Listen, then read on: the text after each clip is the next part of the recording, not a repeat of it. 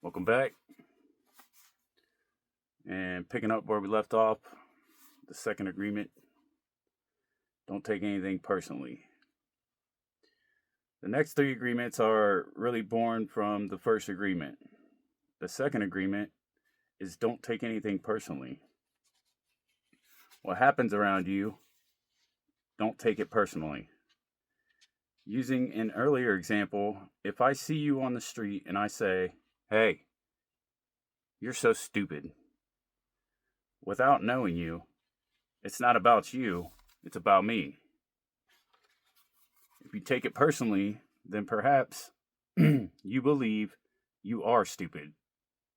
Maybe you think to yourself, how does he know? Is he clairvoyant? Or can everybody see how stupid I am? You take it personally because you agree with what was said. As soon as you agree, the poison goes through you and you are trapped in the dream of hell. What causes you to be trapped is what we call personal importance. Personal importance, or taking things personally, is the maximum expression of selfishness because we make the assumption that everything is about me. During the period of our education or our domestication, we learn to take everything personally.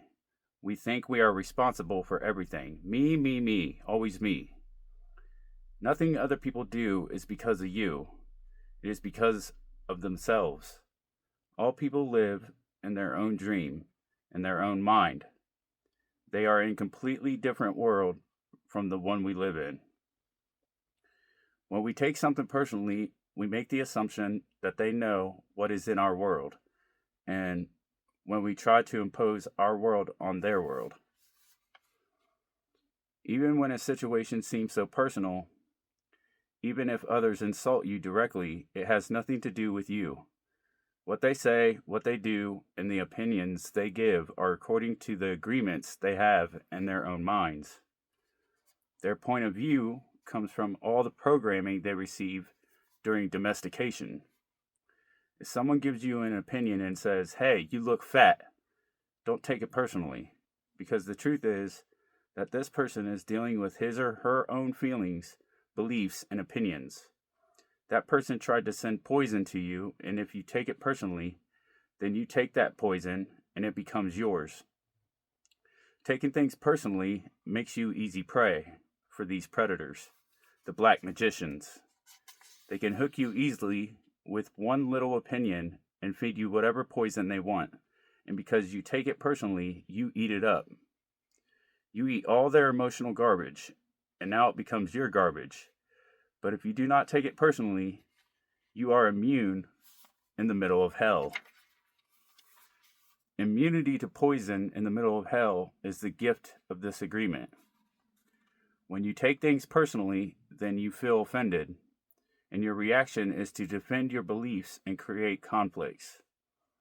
You make something big out of something so little because you have the need to be right and make everybody else wrong. You also try hard to be right by giving them your own opinions. In the same way, whatever you feel and do is just a projection of your own personal dream, a reflection of your own agreements. What you say, what you do, and the opinions you have are according to the agreements you have made, and these opinions have nothing to do with me. It is not important to me what you think about me, and I don't take what you think personally. I don't take it personally when people say, "Miguel, you are the best." And I also don't take it personally when they say, "Miguel, you are the worst." Of course, that's not my name, but I'm reading from the book, so keep that in mind.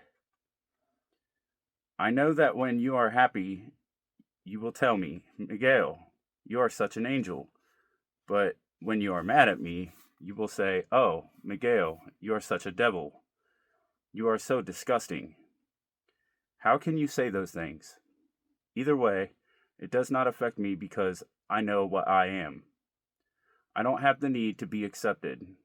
I don't have the need to have someone tell me, "Miguel, you are doing so good," or "How dare you do that?" No, I don't take it personally.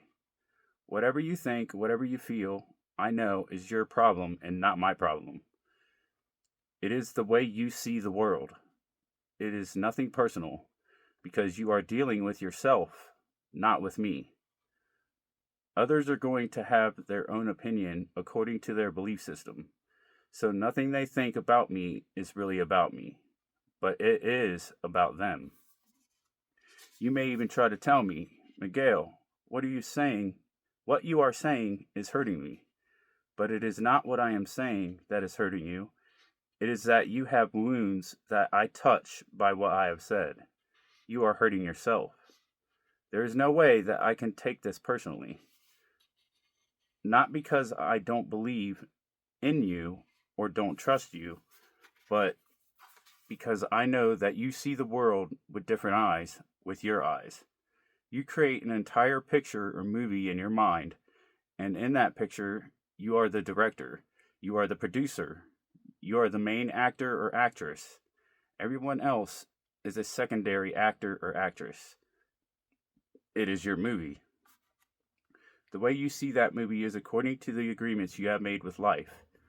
Your point of view is something personal to you. It's no one's truth but yours. Then, if you get mad at me, I know you are dealing with yourself. I am the excuse for you to get mad. And you get mad because you are afraid. Because you are dealing with fear. If you are not afraid, then there is no way you will get mad at me. If you are not afraid, there is no way you will hate me. If you are not afraid, there is no way you will be jealous or sad. If you live without fear, if you love, there is no place for any of those emotions. If you don't feel any of those emotions, it is logical that you will feel good. When you feel good, everything around you is good. When everything around you is great, everything makes you happy. You are loving everything that is around you because you are loving yourself, because you like the way you are, because you are content with you, because you are happy with your life. You are happy with the movie that you are producing, happy with your agreements with life. You are at peace and you are happy. You live in the state of bliss where everything is so wonderful and everything is so beautiful. In that state of bliss, you are making love all the time with everything that you perceive. Whatever people do, feel, think, or say, don't take it personally. If they tell you how wonderful you are, they are not saying that because of you. You know you are wonderful. It is not necessary to believe other people who tell you that you are wonderful. Don't take anything personally. Even if someone got a gun and shot you in the head, it was nothing personal. Even at that extreme. Even the opinions you have about yourself are not necessarily true. Therefore, you don't need to take whatever you hear in your own mind personally. The mind has the ability to talk to itself, but it also has the ability to hear information that is available from other realms. Sometimes you hear a voice in your mind, and you may wonder where it came from. This voice may have come from another reality, in which there are living beings very similar to the human mind. The Toltecs called these beings allies.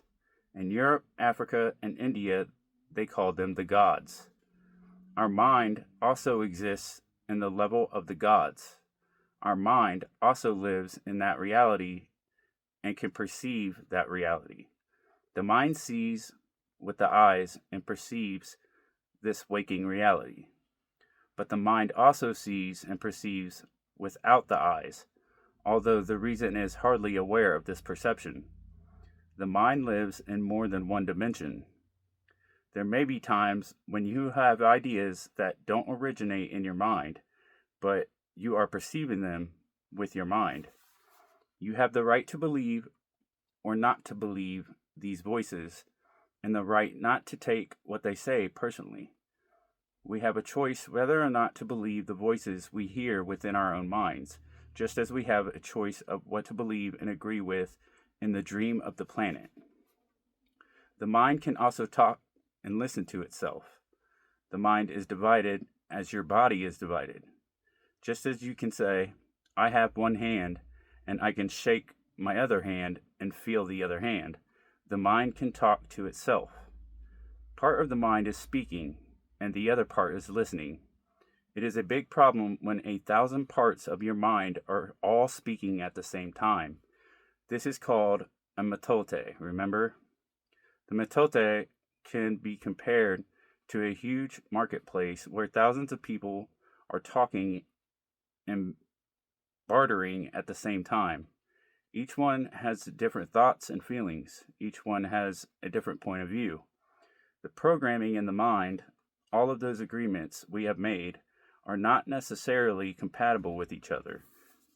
Every agreement is like a separate living being. It has its own personality and its own voice. There are conflicting agreements that go against other agreements, and on until it becomes a big war in the mind. The metote is the reason humans hardly know what they want, how they want it, or when they want it. They don't agree with themselves because there are parts of the mind that want one thing and other parts that want exactly the opposite. Some part of the mind has objections to certain thoughts and actions, and another part supports the actions of the opposing thoughts. All these little living beings create inner conflict because they are alive, and they each have a voice. Only by making an inventory of our agreements, we will uncover all of the conflicts in the mind and eventually make order out of the chaos of the metote. Don't take anything personally, because by taking things personally, you set yourself up to suffer for nothing. Humans are addicted to suffering at different levels and to different degrees, and we support each other in maintaining these addictions. Humans agree to help each other suffer. If you have the need to be abused, you will find it easy to be abused by others. Likewise, if you are with people who need to suffer, something in you makes you abuse them. It is as if they have a note on their backs that says, "Please kick me." They are asking for justification for their suffering. Their addiction to suffering is nothing but an agreement that is reinforced every day. Wherever you go, you will find people lying to you, and as your awareness grows, you will notice that you also lie to yourself. Do not expect people to tell you the truth, because they also lie to themselves. You have to trust yourself and choose to believe or not to believe what someone says to you. That's why it's important to use discernment and trust your intuition. Just going to throw that out there. When we really see other people as they are without taking it personally, we can never be hurt by what they do or say. Even if others lie to you, it is okay. They are lying to you because they are afraid. They are afraid you will discover that they are not perfect. It is painful to take that social mask off. If others say one thing but do another, you are lying to yourself. If you don't listen to their actions, but if you are truthful with yourself, you will save yourself a lot of emotional pain. Telling yourself the truth about it may hurt, but you don't need to be attached to the pain.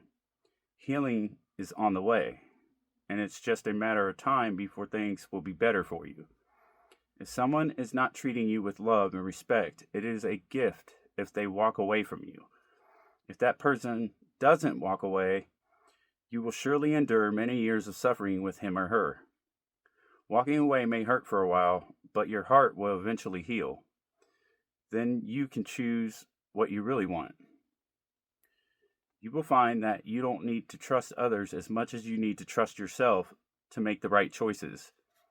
When you make it a strong habit not to take anything personally, you avoid many upsets in your life. Your anger, jealousy, and envy will disappear, and even your sadness will simply disappear if you don't take things personally.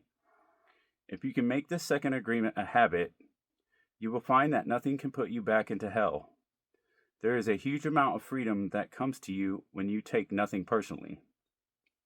You become immune to black magicians, and no spell can affect you regardless of how strong it may be. The whole world can gossip about you, and if you don't take it personally, you are immune. Someone can intentionally send emotional poison, and if you don't take it personally, you will not eat it. When you don't take the emotional poison, it becomes even worse in the sender, but not in you. You can see how important this agreement is. Taking nothing personally helps you to break many habits and routines that trap you in the dream of hell and cause needless suffering. Just by practicing this second agreement, you begin to break dozens of teeny tiny agreements that cause you to suffer. And if you practice the first two agreements, you will break 75% of the teeny tiny agreements that keep you trapped in hell. Write this agreement on paper and put it on your refrigerator to remind you all the time, don't take anything personally. As you make a habit of not taking anything personally, you won't need to place your trust in what others do or say. You will only need to trust yourself to make responsible choices. You are never responsible for the actions of others. You are only responsible for you. When you truly understand this and refuse to take things personally, you can hardly be hurt by the careless comments or actions of others. If you keep this agreement, you can travel around the world with your heart completely open and no one can hurt you.